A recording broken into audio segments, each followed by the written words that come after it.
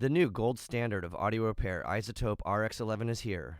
RX11 is everything you need to fix, enhance, and polish your audio for music and content creation. Colton Culture listeners get 10% off by using the code FRET10.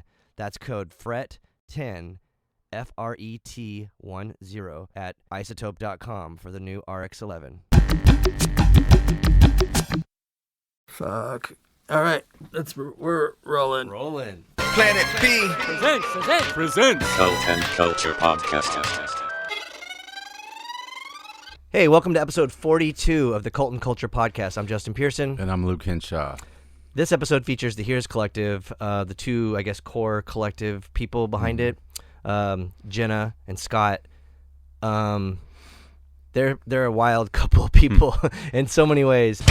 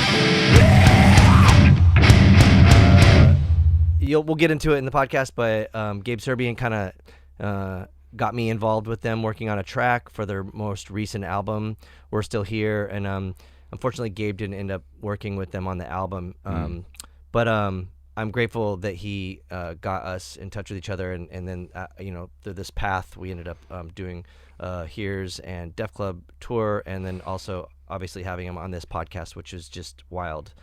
Yeah, the videos all look cool if you guys on stage together. Jenna's a force to be reckoned with. And then Oh, yeah. Scott, their guitar player, played drums when we would cover the Nirvana song together. Who also is like, yeah, you can play guitar and drum and rip on both instruments. Like, that's So, not fair for most people. Yeah. People get one, if at all, any. But they're just like such a awesome force. It was a trip to be able to tour with them, and the people that come out and support them were just really inspiring. And not to be weird or a poop or anything, but like I was just not kind be of weird. I'm always thinking like, and jokingly like, oh, punk is dead. Like it's definitely dead. But playing with them gave me hope. And when I say punk, I use like the term in an odd way, like not like punk rock, without the rock part, without the like, hot topic, like capitalistic kind of bullshit endeavor. It's straight up like an ethical, moral thing. It was really, really inspiring to see the people that come out to see them and the positivity.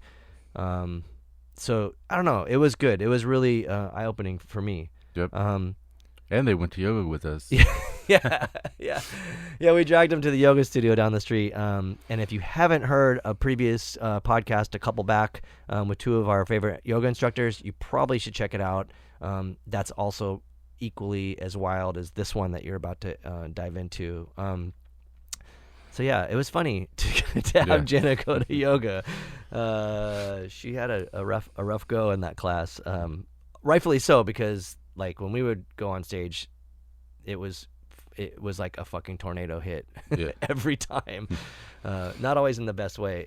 Not best way, but I mean like not always in the most practical way, because Jenna would usually land on most of the drum set, and things would kind of stop in a good way.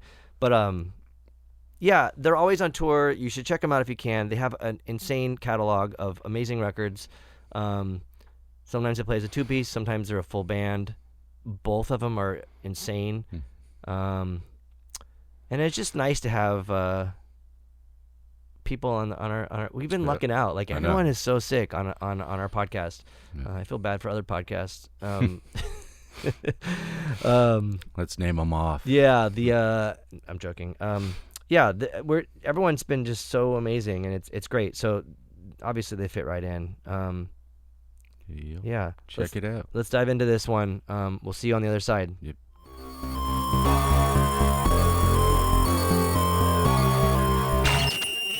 Hey, I'm Scott. I play guitar in HIRS Collective. Man. I'm Jenna, and I'm a mess all the time. There it is. Okay, cool, awesome. That was great. That was weird. So it's funny when we do these podcasts. I always like, let's start here. Here's this thing. I have so many fucking things I want to start with, but and I also what? Oh, I'll, you should I'll pick pick one. I will pick one. I have, and I also talk a lot. I think I talk too much.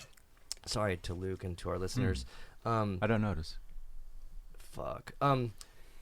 There's a thing that I've been tripping out on a lot lately is like, you know how people, like there's this band called The Exploited and they are like, punk's not dead. And I'm like, no, it's fucking dead. It's completely dead. But then I am like constantly corrected. And a lot of it happens. It's been happening, and it's been happening the last few nights on tour especially. But like, for instance, I saw Converge play not that long ago, and I like the band a lot, and I like them as people a lot. But I also toured with them in the past, and I kind of thought punk and hardcore was, essentially dead because it was just kind of the dumb shit. But I saw this really cool thing where there was like all the weirdos were there, and like the cool, strange punks.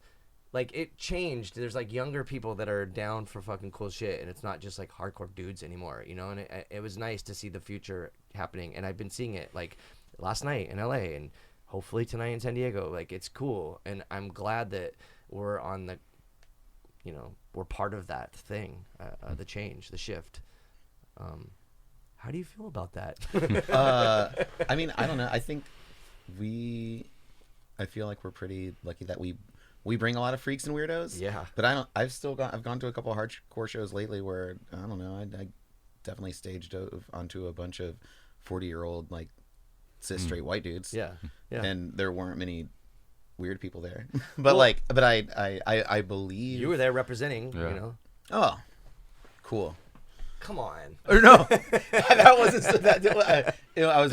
That was sincere. I was like, oh, but yeah, I don't know.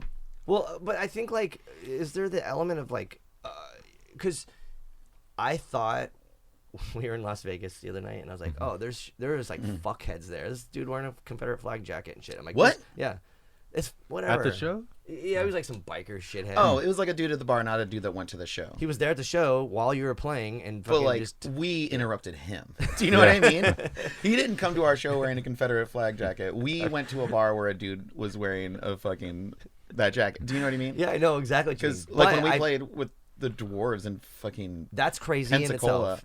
like How'd that that go? was it was terrible. Yeah. But there was like, and it was a mess, and there's a whole fucking story about it. But a kid showed up wearing like a rebel flag back patch, and I remember I was a little unhinged, and I was like, what the fuck is up with this fucking, like, I don't know, it was crazy. I think You called him out on the mic. yeah, That's great. Oh, yeah. yeah, it was a little tense. It was great. Yeah. But But I don't just... come to our shows with that shit. No shit. But I think, like, look over here in Las Vegas, and there's just, like, I don't know, I just hear, I'm too observant, but, like, some guy walked in, who's like, another fucking poser with a mohawk, talking about our Scott from...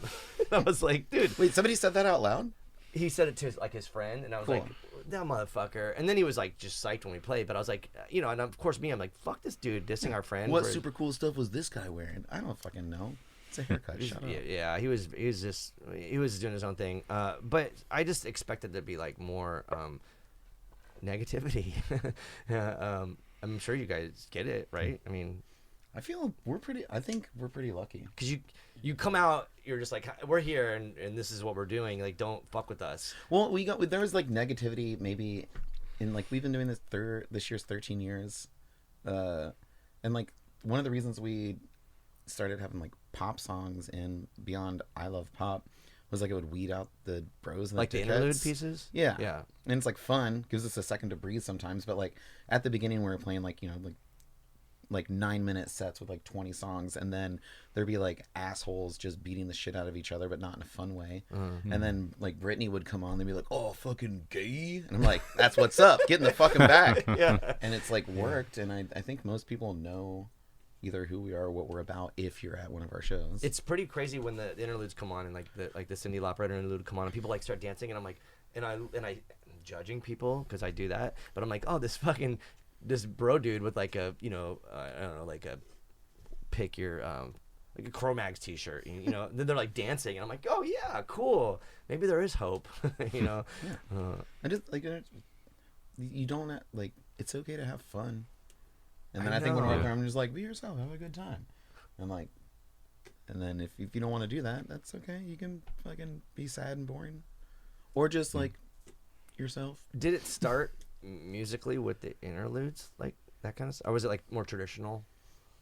We had samples. It was like movie sample. Did you find a way to like fucking jab people? You know, like to pick your lane. You know, the annoying sounds that were coming out of the speakers. Wait, which annoying ones? The samples or the music? Yeah. That's okay. That's like the first thing was like sounds like, looks like hell, sounds like shit, queer as fuck. Looks like hell, sounds like shit. That's great. Yeah, queer as fuck. That's good. That's the tagline.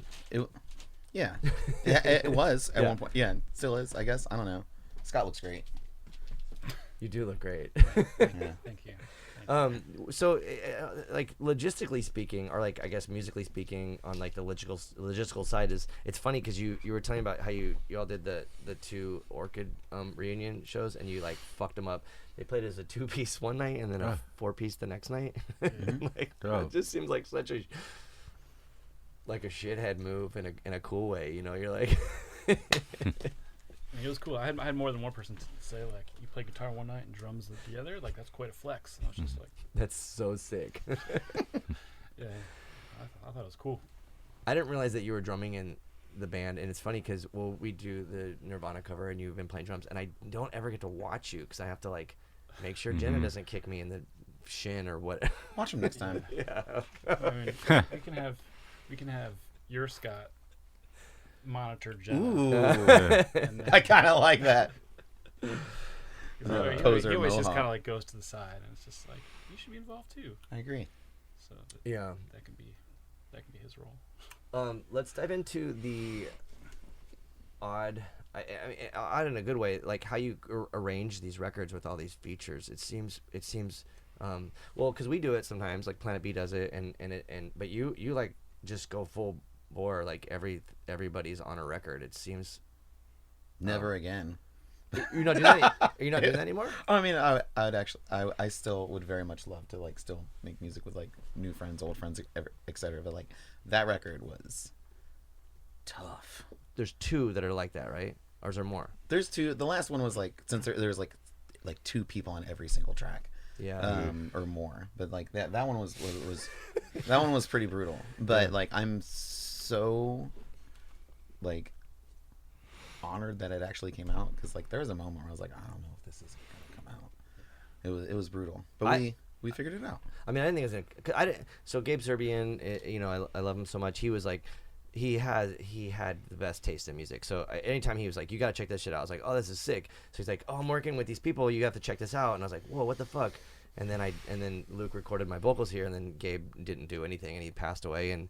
But I'm glad that I got on it because of him, and now here we are, and this is fucking sick.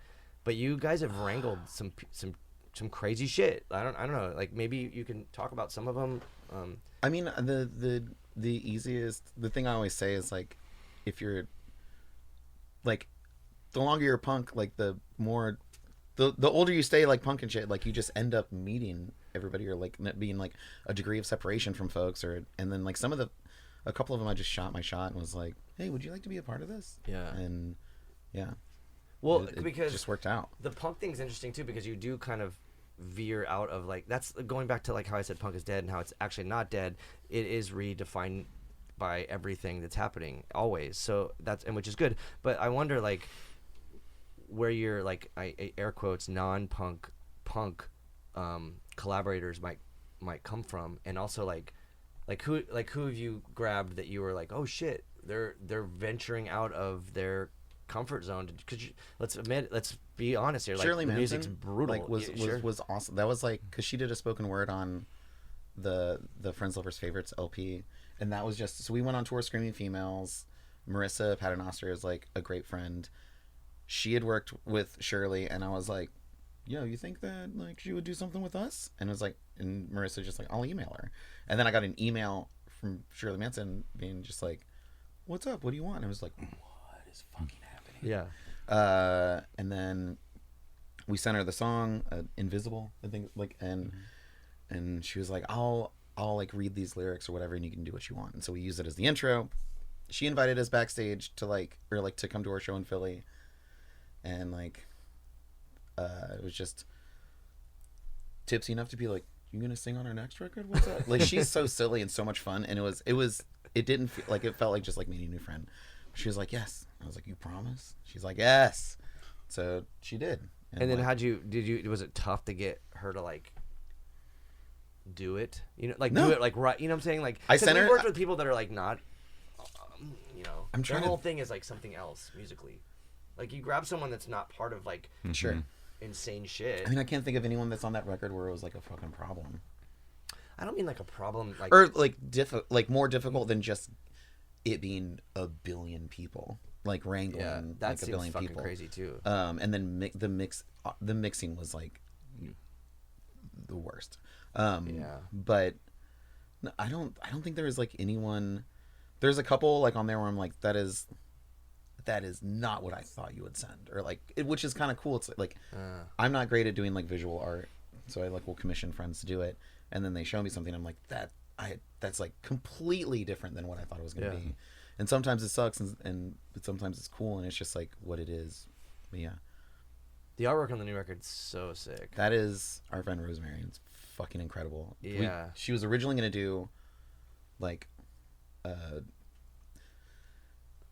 I basically just bought a portfolio from her. I was like, I like this, and this. And she was that's like, cool. Here you go. It was fucking awesome. Yeah. Her shit is insane.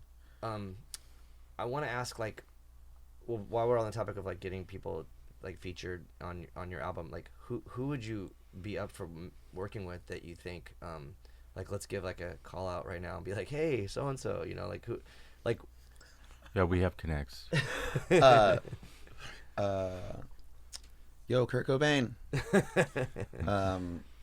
When I did the Turned Out a Punk podcast, and I just remember he was like, Damien was like, oh yeah, Mike Herrera's on here, and I was like, I want Mike Herrera from MXPX on a fucking HIRS record. I've never heard of That him. would be I've never heard of him. incredible. Yeah, that makes sense. Yeah, you're an elitist prick. I am an elitist prick. Yeah. There's the line we drew it because we went to the punk rock museum and we were like, oh yeah, you like that kind of stuff. Mm-hmm. I skipped it over, which is fine. But no, I'm not judging you, and I think that I know those people. I mean, I know of the band. Yeah, I mean, I like that. I'm literally just thinking of it because it's funny, but I'm dead serious. I think it would be fucking sick. But I like, dude, Mel Banana was like, for me personally, I was just like, well, done. So, so I can't. I'm sure you have people like, I think there's so many like I would love to ask Liam to play bass on like one of our from Dillinger. Yeah. Because like now like So it's not friends. just limited to like vocal. It's like all kinds of instrumentation. Yeah. Okay. Yeah. Because I think wasn't Gabe originally gonna do Drums. Gabe was gonna do first? drums on the song that you're on, Okay. and then I thought Gabe was just gonna be the drummer for the record. so he was gonna do drums for that song, and then he was going through whatever, Yeah. and then but we had like Scott has like 5 songs, and I was like, well, if you'd like want to do an EP with us, and so he was like he was gonna play drums for that EP. Yeah. And God, I wish that fucking happened. on it, like I'm so like I get like worked up about it a lot, and like because of him we're here, and like this friendship, like I don't know, it gets Yeah. like Yeah. gets me in my fields, and it's really fucking incredible. And I mean, we I'm so sad he's wrangled gone. him all the time, and it was very hard. I'm not saying this in like in a diss, but like he just had a lot going on, and he was a very complex human being, and so it was really hard to get the product. You know, like, can we just get this done? Because he's even like, I mean, Luke did this record with him. Yeah, you can talk about it, like the Variations album. Yeah. Well, fuck. It was when you guys were recording the track for Incompressa, and he was too lazy to take his drums home that night. So he came over the next day, and I was just like, hey, let's just jam out for a little bit. And then we did. And he's like, can I leave my drums again? And then eventually we started recording and made a record. But it was a lot of times he would text me the next day and be like, hey, he would be very funny about it, but would flake out a lot and had like a lot of shit going on, to where it would be like, we're like so almost done with this track, But and he was then it that would be good like, of a drummer. Yeah, I'm just like, yeah. yeah, that too. But it goes back to what you were saying about the difficulty with collaborating with so many people. It's just like you're always waiting, and then it's like you get it and it's not what you expected, so you got to like shape it a little different on my end, you know. And then I have to fucking edit everything, and then you have to fucking mix everything, and you're like, fuck. Some folks sent like not like a stem or like a whatever, but like chunks of their lyrics and just as a pile, and it's just like, shucks. Where does this go? Yeah, we figured it out. And like, but yeah, dude, that record was like We're Still Here was over or almost 60 hours of mixing, just mixing. Yeah, I mean that makes sense with all the people involved. Also, like, you have different studios and different, you know, there's so much crazy shit to deal with. Shout out to Steve Roach at Permanent Hearing Damage, who like was incredibly sweet about it, very patient, affordable. It was wild. But yeah. Who would you want on a record? That's a good question. I honestly haven't thought a ton about it. Yeah. I just think about like bands that I'm just like, that band's cool. That person has a cool voice. And I'm trying to think of like, I don't know, I can't think about like on the spot. I can't really come up with anything. I always think like outside of the box, like who could we grab that's like the two things. One is like not in this realm of obscure music, but also like someone that's like huge. That'd be fucking so rad. Obviously rad for like visibility. I mean, the handful of like, there's a couple huge people on there in it, and like there's a reason the record did so well or has so many eyes on it, is because of, it's not just like us or the music we wrote. It's a buttload of like new collective members, like, you know, it's insane, like PR basically. Okay, so you know what I mean? I hate those kind of terms. It sucks, but it's what it, you know. The marketing aspect is very appealing to. That's why that giant Obi strip is on there. It's just like, check this out, and then, you know. Yeah, it is funny also watching people be like, "Who the fuck is this band?" Like when it's like, you know, like Anthony Green or like Frankie Iero, like all like the popular or like pretty voices and stuff. And it's like, this is like dog shit, like blah blah. I'm like, hell yeah. But what about like online, like the metadata? You know, does it register like for like if you're looking up, I don't know, Garbage, the band, and then you get that, you know? Right? Because she's from Garbage? Yeah. So you know, I mean, I know that there's been things about, like, there's been, like, because there's, like, Garbage fans or whatever. It's like, Shirley Manson on, like, this record. Yeah.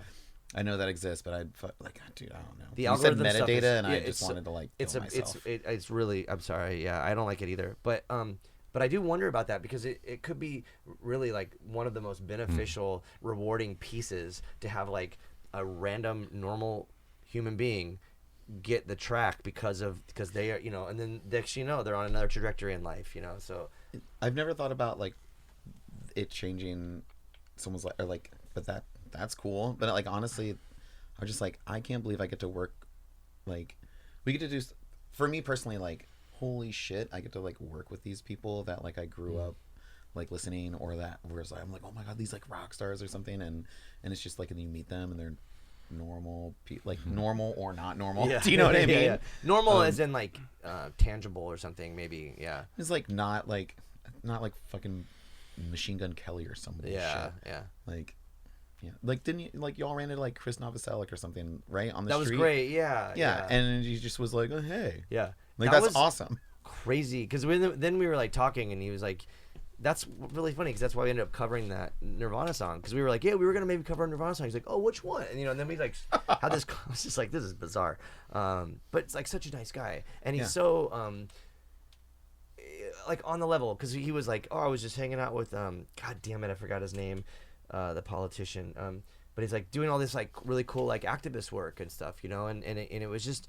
I was like, oh my God, I love you. Like, I'm not a big, huge Nirvana fan, but those are the important things to me. Like meeting him and having him just be on this, like the right level of humanity, or even like a level of humanity. Do you know what I mean? Yeah. Like having some like compassion or just like seeing shit in the world. Like, I don't know, seeing like Shirley post about Palestine all the fucking time on like the garbage site.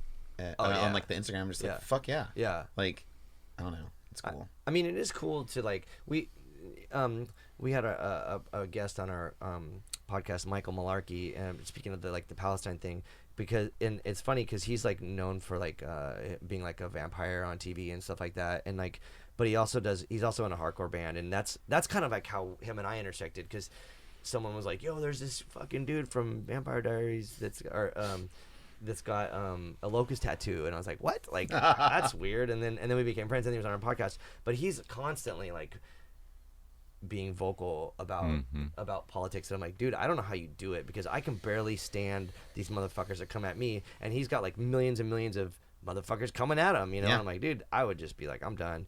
But well, I don't know, I just derailed myself. But it is cool to like see those people that are out of our like immediate bubble, I guess, or however you want to address it. Yeah, or like not in our like bubble of like punk activism community, whatever. And but cool. and then it goes back to like how I was saying there's like there's seemingly this like progressive shift in things because I really do feel like if a kid could see what you all do, it would be the most mind-blowing thing. Like for me, I always talk about how I saw the Cramps and it fucking changed everything when I was 12. And like, yeah, every 12-year-old should probably see the Cramps, like, so not that you guys are the same as the Cramps, but you offer this thing that's just so unique and so like, I hate the terms, but like progressive. Like it's this thing that's like, this is the fucking future. Younger person, like check this out instead of checking out. It's been cool. Like I think we Kelly.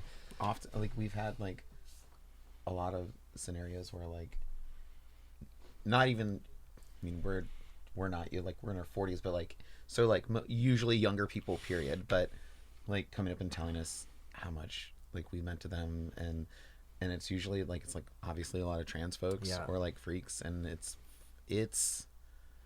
like an honor. And like this like have like I don't like this isn't like I'm not bragging like, but like people like talked about like our records are us like existing, like saving their lives, and that is a big deal. My answer always is fucking same. There's literally songs where I'm like, hey, y'all, I'm not gonna kill myself because love you. Do you know what I mean? Like, and I really appreciate that, by the way. Like, just because it's in our world too. Like, but when you say like you have this like very positive, loving thing, and we're here for you and to fight for you. It used to not be. It used to be super fucking mean, like or like and like less about like supporting and loving the people that we care about, and more like, we're still like fuck cops and ACAB and like but it used to be like the lyrics, I was angrier, and I'm still angry, but I'm just like trying to focus on. It's very hard to write positive lyrics. Yeah, and I mean we're still here, like that's like the whole thing is just like, dude, we're not going anywhere, and fucking I'm exhausted. Like the last song on that record is about being fucking exhausted, but it like ends with, but we're still here, like but it's worth it. Like I was gonna say something, but I lost it. Well, think about like, because even last night I felt it when we were playing. I was like, God, I am exhausted. I'm fucking bummed that every night I have to say like, yeah, fucking cops suck. The police system sucks. Like, it just seems like such a. It's like, yeah. One part of me is like, everyone should already know this. Another part is like, let's say this thing because it seems like everyone can like rally behind it, But the speaking things, I grew up in like playing in this like very political band, and we were overly political, and I think that a lot of people are just like, we get it, we all are on the same page. I don't want to fucking hear about you know, how we hate cops or whatever. Or like You were in propaganda? No. Yeah. No. Love them, but it just like, I'm sorry, it just makes me think of like, or any of like the vegan straight edge bands where like in between songs, I'm just like, get to the fucking song, man. We were borderline on that, you know, like I was just like, dude, let's stop. Same. That's why we have like sample. That's why there's no breaks anymore. Like I shouldn't have a microphone. You talk about talking a lot. Yeah. Ugh. Well, the talking thing was like, I think Ebullition's fault, you know. I mean, like that kind of like that like 90s era of like just like you talked more than you played music, you know, and mostly everybody here is on the same page, mostly. And Experiencing Earth Crisis, talk about how all they were thinking about were like all the animals being slaughtered while like their van was burning on the side of the road while playing like a sponsored by Pabst Fest. It's pretty great. Yeah, well, fuck that band. I was talking about like the homies like Downcast, you know, like where you kind of can back or like Los Crudos, you know, like totally. I'm sorry, derailing I'm and talking because yeah. I am not a fan. I am not comparing them, by the way. That Earth is Crisis is fucking dog shit music. I am always, not comparing them in any fucking way, and I would rather listen to like any like actual like radical band that's compassionate about stuff. But every once in a while, I'm like, damn man, yeah. Like I wish they had a light like comedians do in the back. Just like, well, that was the thing I realized. Like, I think that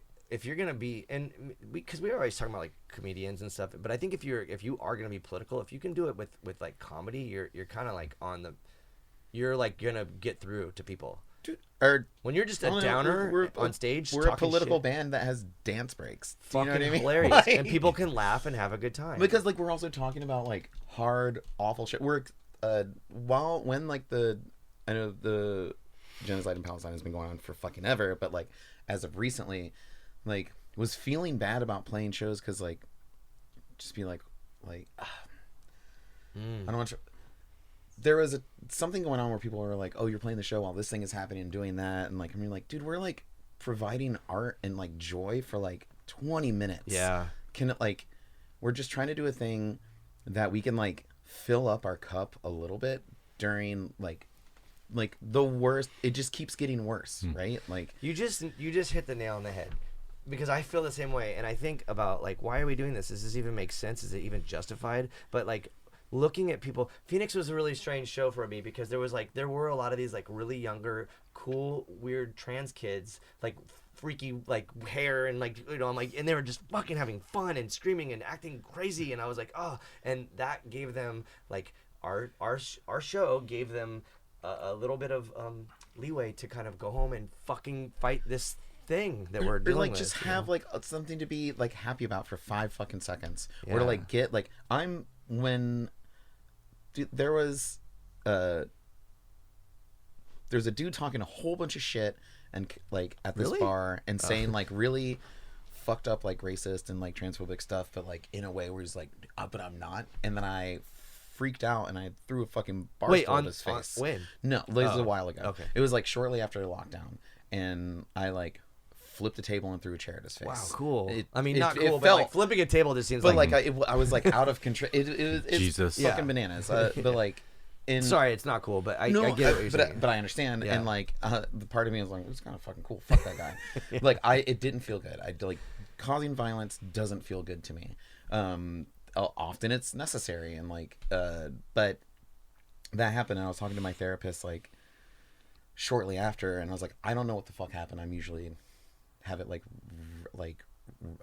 reeled in like well, and she's like, well, are you getting out aggression? And I was like, at the time I was like training Muay Thai and like doing all these things like combat sport shit. I was like, yeah, I'm like training all the time and it's fine. And she's like, no, like actually get out aggression, not exercising. I was like, dude, I haven't played a show in 3 years. Yeah, I lost my, because like this is a way where I get out shit, and I like lost my mind, flipped a table and like threw a chair to fucking dude's face because I was like that was hearing him talk terrible shit about people, which is why you create art. It's the same kind of fucking thing. And it's, yeah, like I get so exhausted when I'm on tour, and like we like social battery, like physically, emotionally, all the things.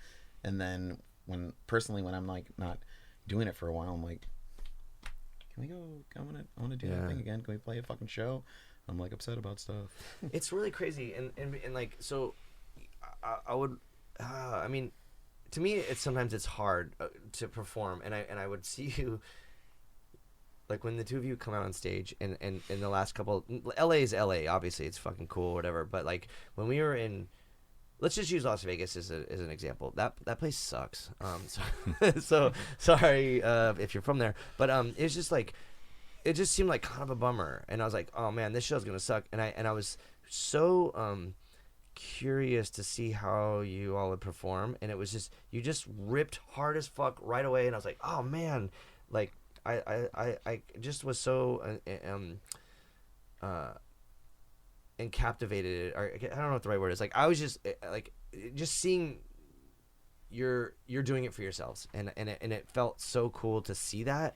It didn't. I don't know if it like translated to the audience because they're just whatever, but like for me to see you perform did something. You know, it felt fucking real and raw and honest, and I where am I going with this? Fuck.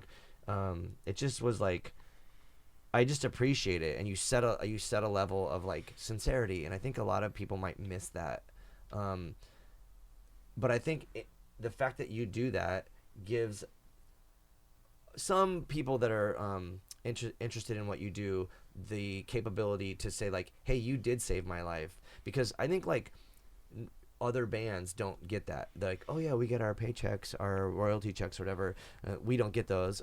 We get people saying like, hey, you fucking saved my life, and that's worth.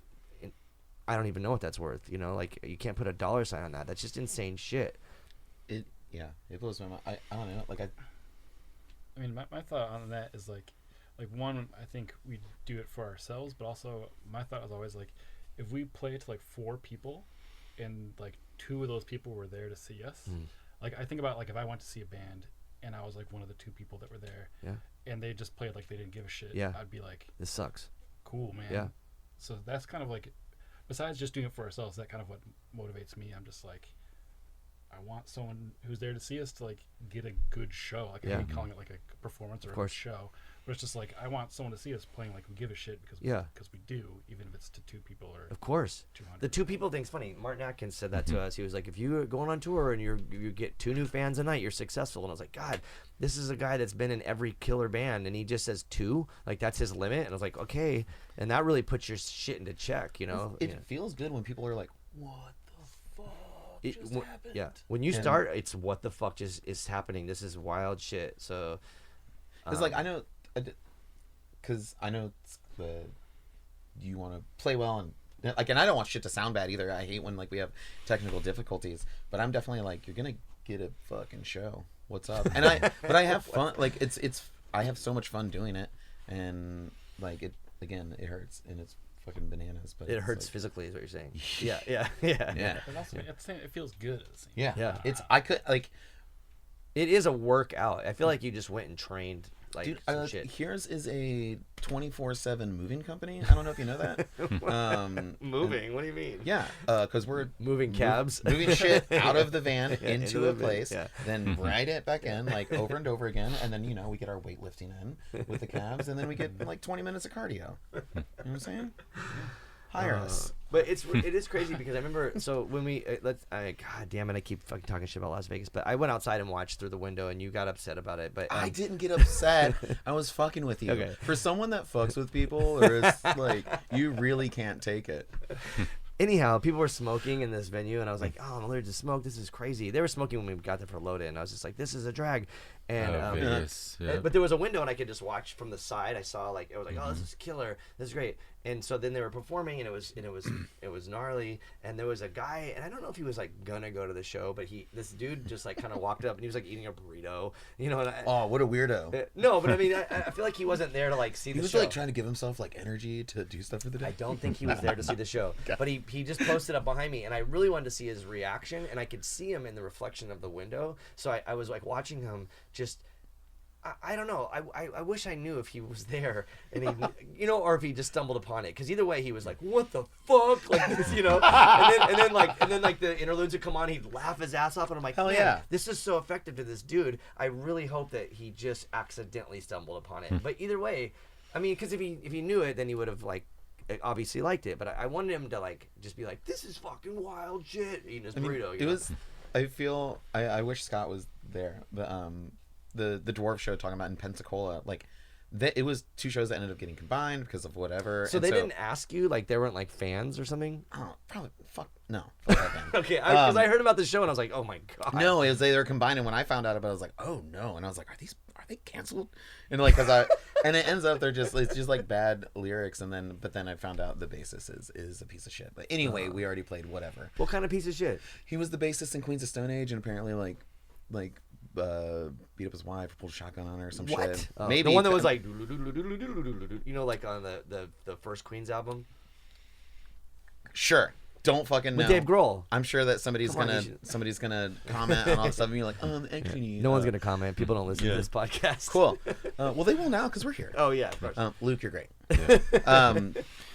But anyway, there is like, what was fun for like that show? I'm just like, oh, have fun following us. I And then, love like- that. I mean, I hate and- saying it out loud, but I love it. Well, and then like the folk, because it was Like old dude rock. it was like old fine, dude bar fine rock. like attendance, but like it was cool to have like people come up and be like, never heard of you, Jesus fucking Christ, Yeah. can I get a shirt? Yeah. And then like, you know, try to look for that dude with his rebel flag jacket, because I was like, I'm gonna go home with this, but we didn't find him. Yeah. Wait, go home with this. I'm gonna take it off your fucking back. Don't I Don't thought wear you were that to gonna our take him show. home. Yeah. Show him it. Yeah, I'm like, you know, I don't. Next question. We fucking pull up like a rebel fag joke. That band. I know. With that dude. Wait, I thought it was Confederate Fag. Close enough. Is that the band? That was the band. We're doing a Confederate fag tribute band called Rebel Fag. It's awesome. Is this real? No. Okay. There was a band though called Confederate Fag, right? It's I like know. someone Yeah, from yeah. It's a dude Inhumanity from- or something. Either, or it was like Inhumanity or what the yeah. Yes. What a great band name, but you can't do it now, unfortunately. But God, what a Why fucking not? great band name! Because it was already a band. Or because of. I don't fag? know if you could have the F word in your band name. In We this. could. Yeah. Is it acceptable? I'm a faggot.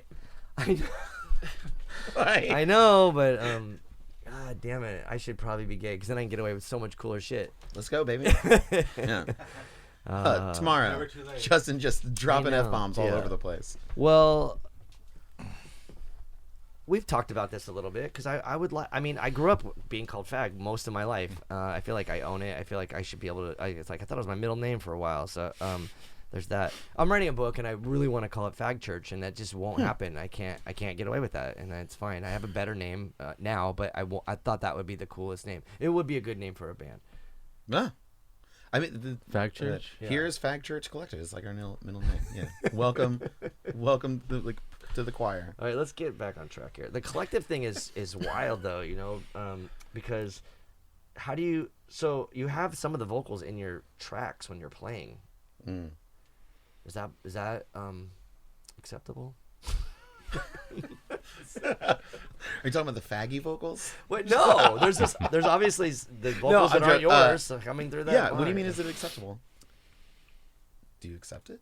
You're a pretty judgy person. I am judgy. I do accept it. Your band is blowing my mind every night, and I think that you could probably do whatever the fuck you want and it'd be like so sick. But I do, for me personally, I'm like, God, we should probably have someone fucking sing this shit. Or I would just say like, why don't you just sing all those lyrics too?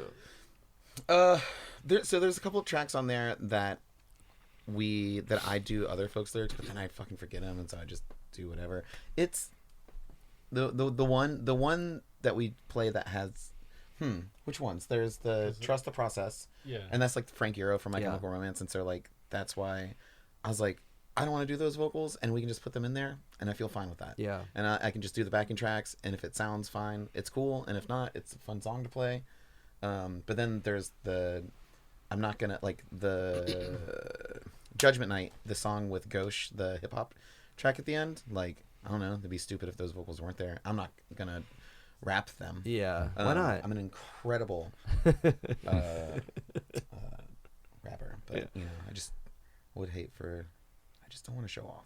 I mean, that wasn't a criticism. I feel like a total asshole now. But No, like, you just I didn't hear it that way. You just said like okay, cool. Yeah. Because Maybe Planet B stop it. always has like other singers, and I'm like, we have to cut those parts out of the song when we play it. We want to play those songs, and like we wouldn't be able to play literally any of our record if we. And like we can't like have it just, and like the song with like Shirley Manson and AC Sapphire, like the We're Still Here, like dude, that part fucking rules. Yeah. And when we did it live, where like we didn't have like The a back, backing and I'm track, just yeah. like, it's still a fucking awesome song, but like that part loses so much power. Yeah. Yeah. And if we're gonna have like drums, bass, other things, like we can just put the vocals in there too. Of course. Yeah. So what happens when there's a full band? What how does that work? Can you just, the shifting back and forth is like, seems like a nightmare. That little sampler. Maybe like a little sampler pad, but I think we got to figure out something else because it went haywire. So when you're playing drums and someone's playing guitar and someone's playing bass, you have another separate track, or how does that work? I have like a sampler pad. Yeah. And I would mostly just use it for the interludes, and because we don't play to a click track or anything, and so shit. So you're like, song stopping, starting. yeah. know, So like, I gotta like that is one where. but you can't do the songs with the other guest vocals. We Or do you- it. or We you just s- I you do have it. the I sample just I sample. just no. We do it. I just sing those parts. Oh. Yeah. So it's just weird that you would make that distinction between like the two kinds of sets, where you would sometimes use their vocals. And Well, I think like one of them is. I've never seen you as a full band. I really wish I could have that to sort of have a better concept, or wrap my brain around this concept. Yeah, I don't know. It's pretty much just the. I was gonna say it's the same thing, but it's not at all. Yeah, it's not. Well, they played 2 shows with this band Orchid in New York, right? And, One in Philly and one in New York. yeah, and like one night is a 2-piece, and then the next night Yeah. they didn't tell them though, and they just showed up as they're like, "What the actual fuck, man?" Yeah. Like that's so funny. It's a fun. It's not even a prank. I was just being like. Not a prank, but it's like, yeah. Yeah. But you put like effort and thought into doing that, and that's cool. Most normal bands would have been like, we're gonna do this both nights or this both nights. Not like, Yeah. Well, also, most normal bands wouldn't have played in Stewart, Florida, like one night, and then Scott flew to Philly because they played a show the night before we played. I drove the van 20 hours to Austin. Then I flew to Philly. Then we played New York, and then we flew back to Austin to finish up our tour. So most bands wouldn't do that either. Yeah. Because we're not most bands. We're fucking stupid. Well, I am. I had to make some decisions. My bad. We've done it. I mean, with Satanic Planet and Planet B, we've done like back-to-back shows. But they're different bands with different. I know, songs. but I'm saying it's just that idea of doing it. Sometimes I'm like, this is fucking dumb, dude. Like, Yeah. why don't we just like? It's fun to like make like I like keeping people on their toes. It's cool. Well, okay, but it is 2 different. He's talking about like the 2 different I bands. get it. Yeah. Where like it would be funny if like Planet B did it differently. Yeah. Or you Yeah, do yeah. Satanic Planet B, and it's just same time, both bands. That would be. I don't know. It pretty much is. I don't think Lucian and I could do each other's parts in the bands and stuff. So, but let's talk about you guys a little bit more. The mess. So yeah, Jenna the mess over here. Yeah. She never shuts the fuck up.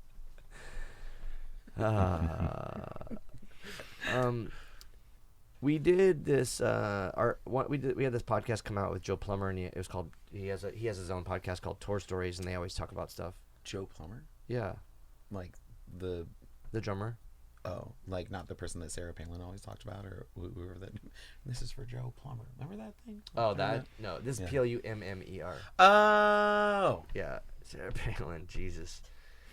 Okay, so anyhow, he has these tour stories. So it's like, and he like tells stories, and I don't want to bite on his podcast, but like, I'm fascinated. There's got to be some crazy. What's some crazy shit that's happened to you? Because your band is not like.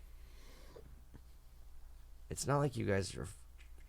Because you kind of, I don't know. I feel like maybe you're not trying to fight people, obviously, but like I feel like you would maybe upset some shitheads. And have you guys had any issues somewhere? Besides the Confederate flag person in That's Pensacola. it. That's the whole Well, at 13 years I'm or whatever it was. thinking- It's weird. It's like we've definitely played shows where we're like, this is fucking sketchy. Yeah. Like, I also think are we look like what's gonna happen. And Like then- green room kind of shit, you know? Yeah, yeah. the, But like, and then usually like everything is fine. It's like one of two things. Either because I think we look fucking bananas when we play, Oh yeah. and I don't know. Have I had to? We've never had to like threaten anybody or do anything. I don't think anybody. Well, I don't know. People don't fuck with us. That's what I'm saying. But no, like I'm trying to think like, or usually like it'll be the shitheads that were like, that was fucking, whoa, that was crazy, Yeah. and yeah, I don't know. I mean, Maybe I feel, we're less getting in fights and we're converting them. Yeah. but you know, because I feel like maybe because you're from the East Coast and like obviously when you were like you went to Earth Crisis where I would have went to Downcast, you know. So. I didn't. I just know the story. Went to First Family Values. It was fucking sick. Rammstein opening for Limp Bizkit. That's hilarious. It was awesome. I'm trying to stick to this hardcore thing. Oh well. That's In the hardcore world, you know, like I mean, there's just you're like again going back to like where we started this whole podcast, where I feel like your band is on you're like the progressive face of what punk and hardcore should be and changing. That's kind. I think. I don't. Thank you. Yeah, it is meant as a compliment. Yeah, I took that. Yeah. I'm just like, are we? That's cool. You are for sure. That's weird. Feels weird. Really? Yeah. Like we're both like, Yeah. Enough of the dick sucking. I'm sorry, but I just feel like there's no, just. no, no. I mean, Keep going. I just feel like you're able to somehow infiltrate the standard, and I don't know how you did it, and I'm just grateful that you did, or that you are doing it. Someone has to fucking do it, so thank you. Yeah. Yeah. It. Shucks. Thanks, y'all. No, I feel very like, I don't know. We've put a lot of fucking work into this, and it's been. You can tell. Thanks. You can tell from the second your show starts. You can tell, and also like from the first song on the record, like you know, you can tell it's really impressive shit. Thanks, man. Yeah. Thank you. Yeah. Well, I like to whatever. No, what? Or I was just gonna say like, I don't know, like I have a locust tattoo for a reason, and like like a lot of that, like You didn't cover it up? no, it's on this I one. was just joking. Yeah. I'm working on it. Covering it up. But like it's like I'm trying to like. You also have a what's the skull one right there on your leg? That's a Oh, that's our like. That's Oh, ours. I thought. Yeah. I didn't really see the whole thing, but I thought it was Integrity, and I was like, Integrity. Nah. Are you a fan of that band? No. Okay. They're laughing. What? No, it's fine. Like, you asked a yes or no question. I liked and Integrity when I answered was it. 11. You know. Yeah, like, that's about right. It stopped after Yeah. that. Fuck, where are we going with this? But like, I don't know. It feels crazy to me that it feels and seems like we are a band that is comparable to band like. We're just like, oh my god, like I started listening to like people were somebody last night was like, I started listening to you when I was 12 years old, and I was like, oh, and he's like, I didn't mean to make you sound old or whatever. Like, and I'm I was 13 just now. like, get the fuck out of here, kid. No, it's insane. Like when we started it, I didn't think any of this would like that wasn't the goal to get to whatever we are now, but it's what it is. You mean like the longevity thing, or I just mean, like impactful through like impactful, yeah. I didn't like, yeah. Well, it's funny because last night Nick Zinner was there, and he was talking about how he ran from the Yayas, Right. and he was talking about this friend of the first time I met him was at this show. They were opening for Liars and John Spencer Blues Explosion, and they just like annihilated the show. It was great. It's the but best. there was a guy that was there that at that show that Nick brought up that he had recently seen and met his daughter, and so he was like, yeah, since that show I had this daughter, now she's 23, and like he met her, he was like, what the fuck, like you have like this full grown human being since that, you know, and it just seems weird for him, and when you think about it, you're like, yeah, a lot of stuff has happened in that amount of time with like It's everything. and it's because like 13 years is kind of nothing, but it's like so much for like if like it's both. It holds multitudes, but like it feels crazy. I mean, think how it's gonna be in another 13 years, like if we're even here on this planet, you know, as a The species. sun cannot blow up fast enough. On that note, maybe we should just call it. We do have to get to a show in a little bit, but do you have anything you guys want to just talk about, blurt out? Like, what are you up to next, or I don't know, like hype something? I don't know. Or we can just all fuck off and end it right now. Yeah, fuck off. Fuck off. Cool. Awesome. There we go. I love you guys, though. That was Seriously. great. And there you have it. Episode of 42 of the Cult and Culture Podcast. Thank you to you, the viewer or listener, to our sponsors, to our friends at Ruinous Media. Yeah. Andy, Becky. Yes. No thanks We to the appreciate- Karens of the left. They're ruining it. Yeah, we're psyched. That was such a crazy podcast. Such great people. If you get a chance to see HIRS Collective live, you will not be disappointed. Every single show we played with them went off. So, yeah, check them out if you can. Like, subscribe, share our stuff, whatever the hell people do with podcasts. I feel like our podcast is finally getting the attention or some more attention that it deserves.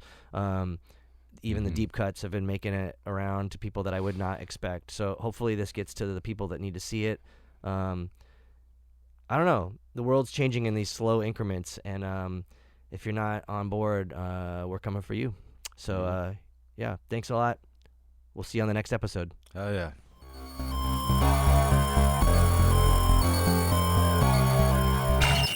Cult and Culture is a Ruinous Media podcast, proudly sponsored by Earthquaker Devices, Heartwork Coffee, Fender, and Diodario. Planet B.